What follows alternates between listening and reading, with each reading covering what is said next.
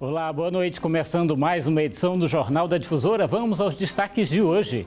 Criminosos utilizam aplicativos de bate-papo para aplicar golpes com a venda de veículos. Aulas presenciais na rede estadual de educação só no ano que vem.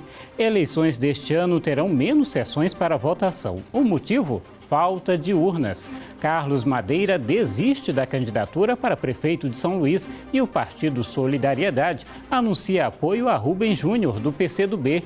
E ainda, sementes misteriosas que estão sendo enviadas para o Brasil chegam ao Maranhão. O Jornal da Difusora já está no ar.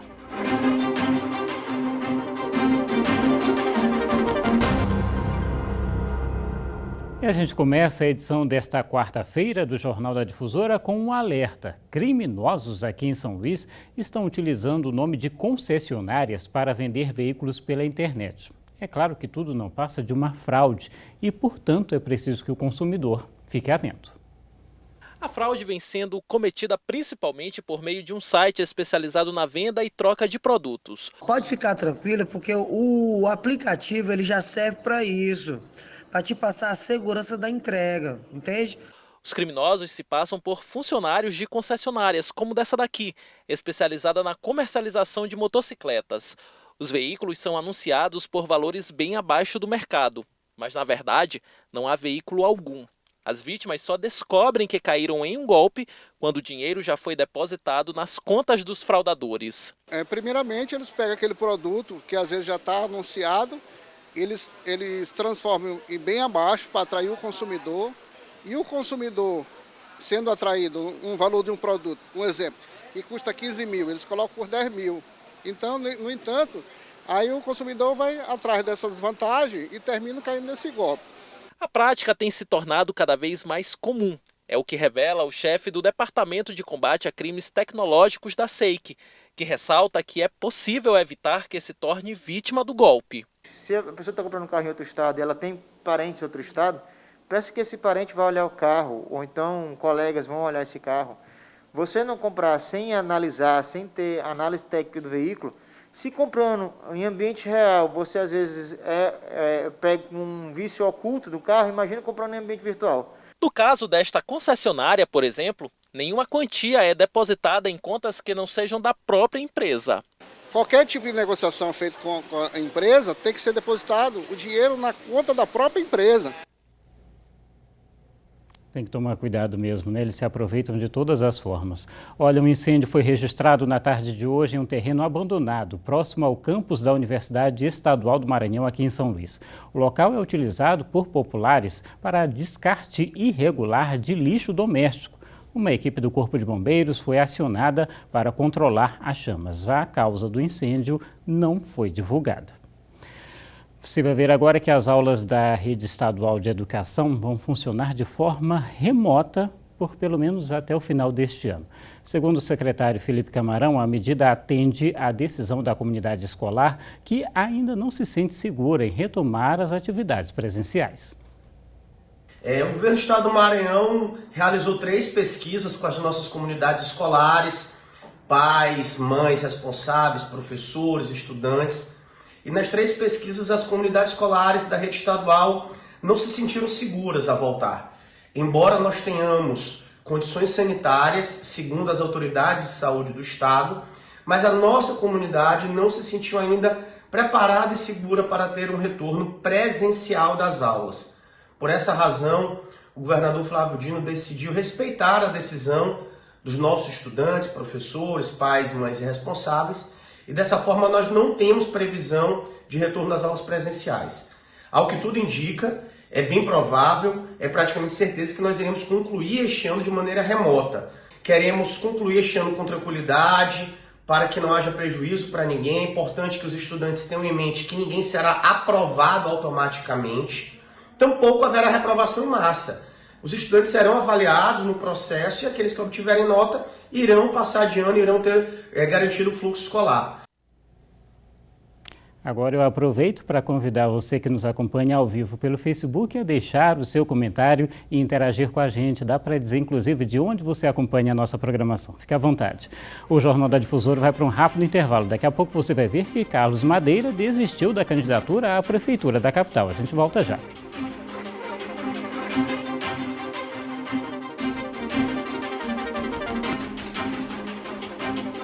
De volta e agora a gente fala de eleições 2020.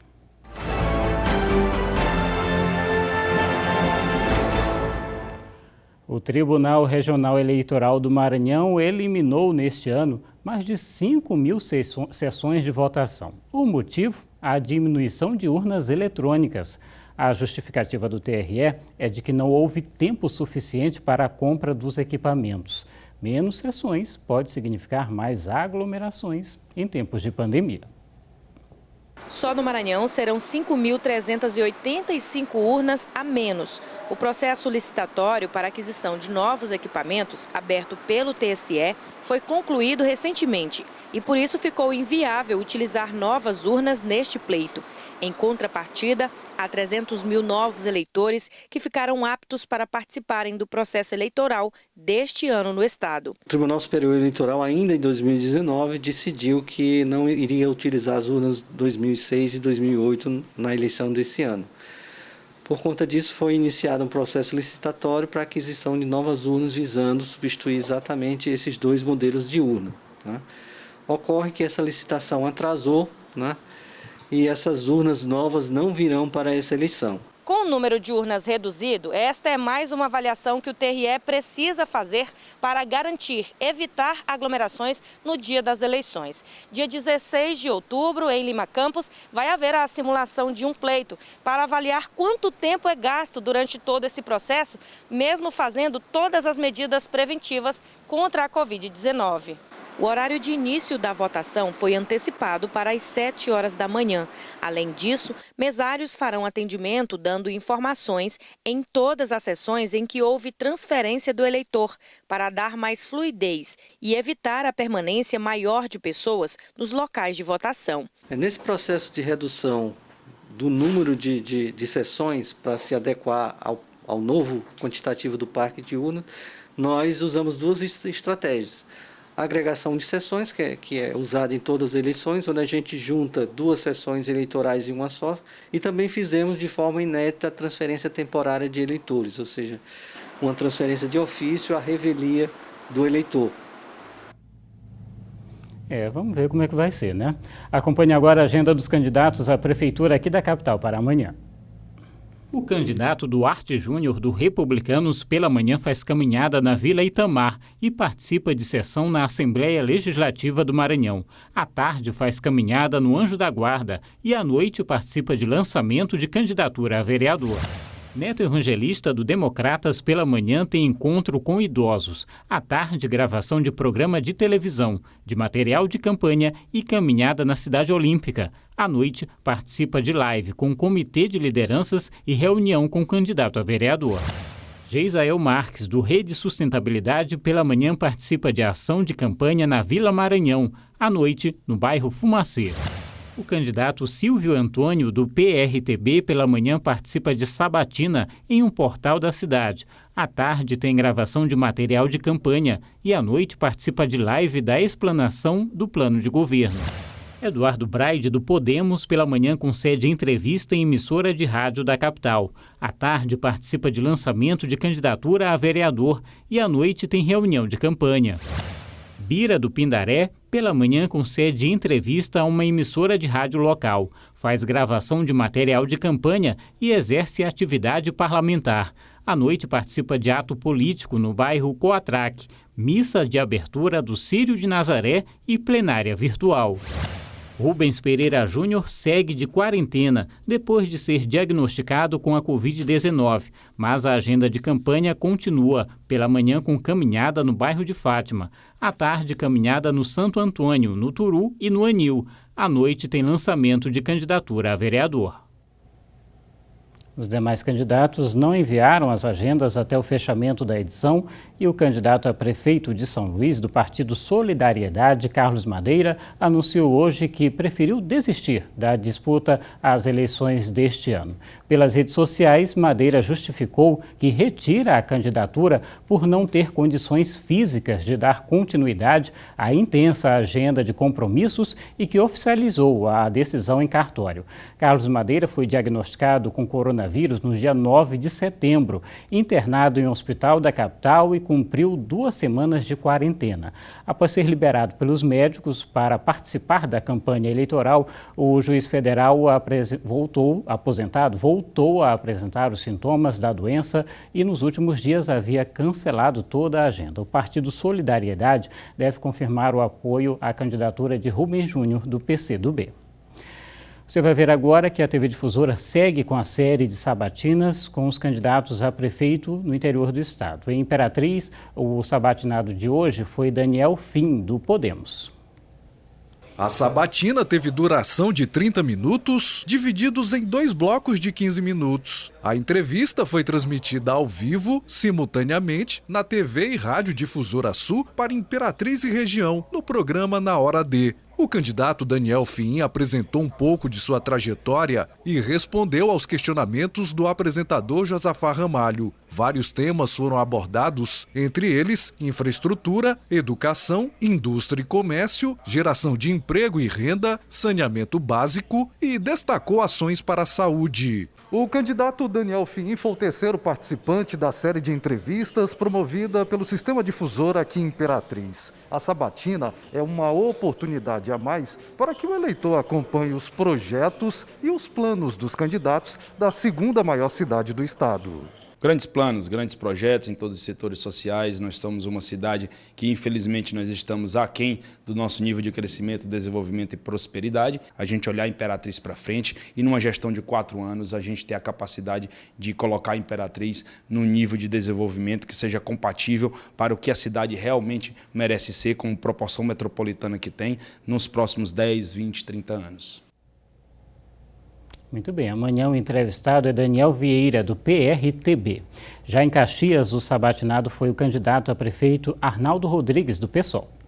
No penúltimo dia de entrevistas com os candidatos a prefeito de Caxias, Luciano Aldrin, do Rede Sustentabilidade, o Rede, foi o 7º sabatinado a responder às indagações do jornalista Ricardo Marques. As sabatinas contam com a participação popular. Os telespectadores mandam suas perguntas, a maioria relacionadas a melhorias nos bairros. O candidato ressalta suas propostas para a cidade e suas prioridades caso seja eleito. Dá um desmembramento dessa atual governo que está aí. E desenvolver emprego, desenvolver em outros setores e fazer Caxias movimentar de novo, andar. A última sabatina da série acontece nesta quinta-feira. O convidado é o prefeito Fábio Gentil, candidato à reeleição pelo Partido Republicanos. Mas os 8 candidatos à Prefeitura de Caxias têm um encontro marcado para o próximo dia 23, no debate que será realizado pela TV Sinal Verde Difusora. Agora eu volto a convidar você que nos acompanha ao vivo pelo Facebook a deixar o seu comentário e interagir com a gente. Quer ver só? Faça como a Rosa Correia, que deixou a mensagem dela. Obrigado pela participação. O Jornal da Difusora vai para mais um rápido intervalo. Daqui a pouco você vai ver que sementes misteriosas que estão sendo enviadas ao Brasil chegaram ao Maranhão. A gente volta já.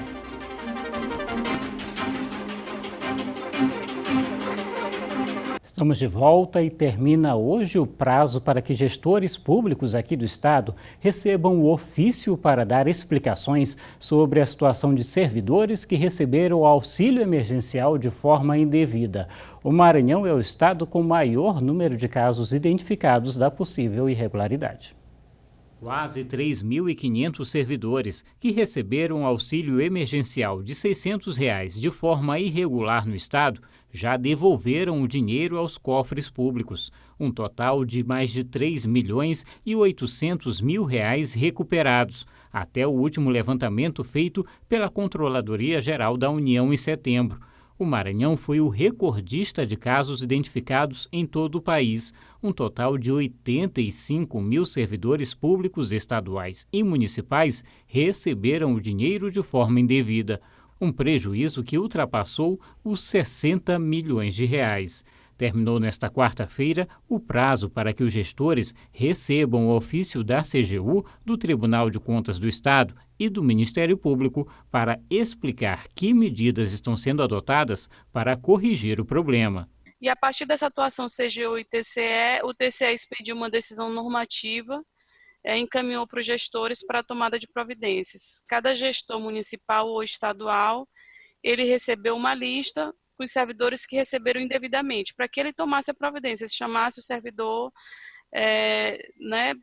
ou apura a responsabilidade, ou para o servidor devolver o valor recebido indevidamente. Para chegar aos números, foi feito um cruzamento de informações como folhas de pagamento do Estado e de prefeituras. O gestor que não tomar providências pode ser responsabilizado e quem não devolver o dinheiro, responder a processo criminal. O gestor ele vai ter que apurar a responsabilidade desse servidor, né? Ele vai ter que chamar para apurar a responsabilidade desse servidor. Além disso, o servidor, por prestar quem prestou informação falsa de que ele atendia as condicionantes sem atender, ele pode responder um processo criminal também, né? Por receber indevidamente valores públicos. Olha, você já deve ter ouvido falar do caso das sementes desconhecidas que estão sendo enviadas para endereços brasileiros. Bom, essas sementes chegaram ao Maranhão, enviadas pelos Estados Unidos. Fica aqui, então, a orientação das autoridades e que quem receber o produto não deve consumir nem descartar no lixo ou na água. As primeiras sementes recebidas no Maranhão têm aparência escura. A AGED não divulgou a descrição do produto, mas diz que faz referência a uma árvore frutífera. A pessoa que recebeu fez a entrega nesta terça-feira. Ela chegou assim bem apreensiva, né, preocupada, porque ela tinha visto na televisão, e aí ela teve interesse de trazer, porque ela demonstrou a curiosidade de saber do que se tratava, né? No envelope, o endereço do remetente é de Los Angeles, diferente da maioria dos casos divulgados no Brasil, que parece vir de países asiáticos. Mesmo dizendo que veio de lá, não tem como saber quem está enviando e qual a finalidade. Então, ter o mesmo cuidado de devolver para nós, de entregar para nós, para que a gente possa proceder o protocolo para análise. O primeiro caso de recebimento das sementes misteriosas no Maranhão é aqui em São Luís, no bairro São Francisco, inclusive onde fica a sede da Agência de Defesa Agropecuária do Estado. Uma mulher que prefere não se identificar. Ela disse que algum tempo atrás comprou uma boneca pela internet e que os dados podem ter sido usados de maneira irregular. A orientação para quem receber esse tipo de produto é trazer até a AGED, não abrir, não consumir e nem descartar no lixo ou na água. A análise do material é centralizada em laboratório de Goiás. O produto encontrado no Maranhão ainda não tem previsão de resultado, mas nas amostras analisadas até agora foram encontrados fungos, ácaro e plantas daninhas. O desconhecido pode representar risco para a produção agropecuária. O comportamento de uma planta, quando ela está em seu hábitat natural, é Quando ela se torna exótica, quando ela vai para um local que não é o natural, ela pode ser danosa. O Ministério da Agricultura diz que localizou 258 pacotes de sementes não solicitadas. No país, apenas o estado do Amazonas ainda não confirmou o recebimento indevido. Era só o que faltava, né? As reportagens dessa edição você pode rever no portal MA10, vá também nas redes sociais da TV Difusora, interaja com a gente, faça como a Fátima Almeida. Obrigado pela participação. O Jornal da Difusora de hoje fica por aqui com imagens ao vivo do Tribunal de Justiça do Maranhão, que esse mês recebe iluminação especial por conta da campanha Outubro Rosa, de prevenção ao câncer de mama. Obrigado pela audiência, pela companhia, boa noite e até amanhã.